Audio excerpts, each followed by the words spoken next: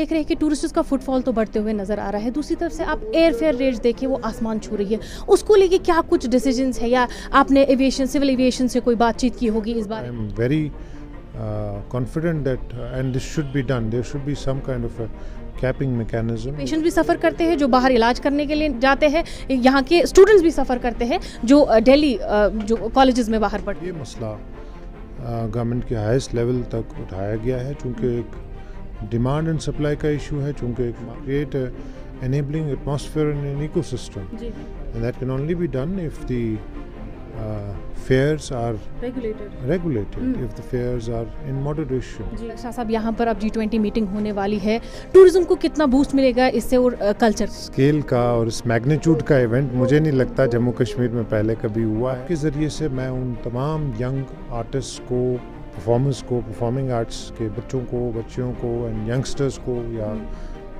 बाकी तमाम आर्टिस्ट को दावत देना चाहता हूँ कि कल्चरल एकेडमी से राब्ते में रहिए। In spite of the slightly high on season fares, I am happy to report to you that we have not had any fall in the numbers. In fact, the numbers are just rising as compared to the देख last रहे हैं year. Asian news hub और यहाँ पर इस वक्त हमारे साथ मौजूद है secretary tourism and culture Syed Abid Rashid Shah साहब।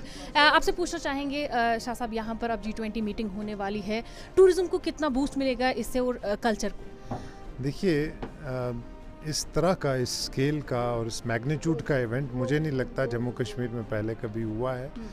ये इवेंट हमारे लिए एक बेहतरीन अपॉर्चुनिटी है जम्मू कश्मीर को, जम्मू कश्मीर के टूरिज़म को, जम्मू कश्मीर की रिच कल्चरल डाइवर्सिटी को पूरी दुनिया के सामने शोकेस करने का। और चूँकि पूरी दुनिया से ग्लोबल ऑडियंस आ रही है, डिग्निटरीज़ आ रहे हैं, मुख्तलिफ ममालिक से लोग आ रहे हैं, तो हमारे लिए एक बहुत अच्छी अपॉर्चुनिटी है अपनी हेरिटेज को, अपने टैलेंट को, अपने कल्चर को, अपनी जगह को, जम्मू कश्मीर को दुनिया के सामने शोकेस करने की। इसी असना में आज का ये कल्चरल इवेंट, अब हमने डिसाइड ये किया है सरकार में कि अगले 15 दिन लगातार pre event, during event and post event मुख्तलिफ कल्चरल इवेंट्स कराए जाएंगे, जिसकी एक बहुत मैसिव स्केल पे बज़ होगी और आप लोगों का उसमें बड़ा इम्पोर्टेंट कलीदी रोल है। और आपके ज़रिए से मैं उन तमाम यंग आर्टिस्ट को, परफॉर्मर्स को, परफॉर्मिंग आर्ट्स के बच्चों को, बच्चियों को एंड यंगस्टर्स को या बाकी तमाम आर्टिस्ट को दावत देना चाहता हूँ कि कल्चरल एकेडमी से राब्ते में रहिए।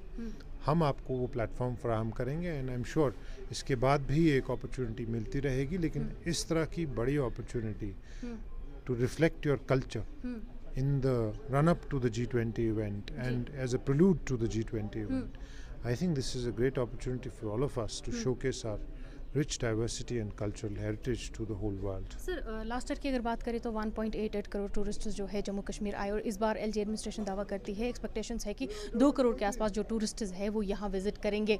एक तरफ से हम देख रहे हैं कि टूरिस्ट्स का फुटफॉल तो बढ़ते हुए नजर आ रहा है, दूसरी तरफ से आप एयर फेयर रेट्स देखिए वो आसमान छू रही है, उसको लेके क्या कुछ डिसीजंस है या आपने एविएशन सिविल एविएशन से कोई बातचीत की होगी इस बारे में? क्योंकि न सिर्फ उससे फिर टूरिस्ट फुटफॉल कम हो रहा है, उससे यहाँ के पेशेंट भी सफ़र करते हैं जो बाहर इलाज करने के लिए जाते हैं, यहाँ के स्टूडेंट्स भी सफ़र करते हैं जो दिल्ली जो कॉलेजेस में बाहर पढ़ते हैं।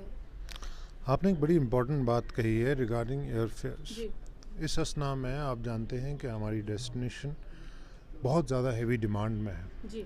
तो ये मसला गवर्नमेंट के हाईएस्ट लेवल तक उठाया गया है, चूँकि एक डिमांड एंड सप्लाई का इशू है, चूँकि एक मार्केट ड्रिवन इकोनॉमी में जब एयरलाइंस वालों से बात करते हैं तो वो कहते हैं कि it is a market driven phenomena, but I am very confident that and this should be done. There should be some kind of a capping mechanism. There should be some kind of a mechanism without tinkering obviously the overall dynamics of the market.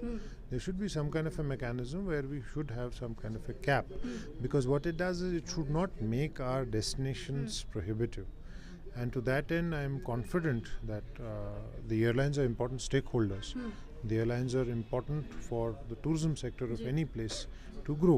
तो मुझे लगता है कि उनकी भी एक बहुत अहम रिस्पॉन्सिबिलिटी है, हम सब की कलेक्टिव रिस्पॉन्सिबिलिटी है मुल्क में, ख़ासतौर पे जम्मू कश्मीर में, that we do whatever it takes to make the arrival of tourists, both domestic and international foreign tourists, facilitatory. We should create a enabling atmosphere in an ecosystem, and that can only be done if the fares are regulated if the fares are in moderation, ji because if they are extremely high, there will be an issue with regard to the footfall. But let me add at the same time that in spite of the slightly high on season fares, I am happy to report to you that we have not had any fall in the numbers. In fact, the numbers are just rising as compared to the last year.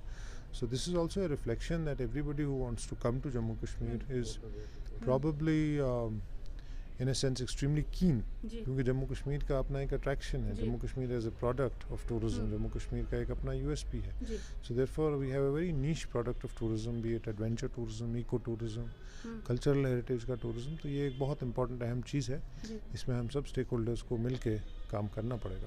Tourism and culture Syed Abid Rashid Shah साहब, तो इनसे हमने बात की और उन्होंने कहा कि ये हर वो मुमकिन कोशिश कर रहे हैं जिससे डोमेस्टिक ट्रैवलर्स और इंटरनेशनल ट्रैवलर्स को जम्मू कश्मीर आने में आसानी हो. एच न्यूज़ हब के लिए श्रीनगर से फजा जानब.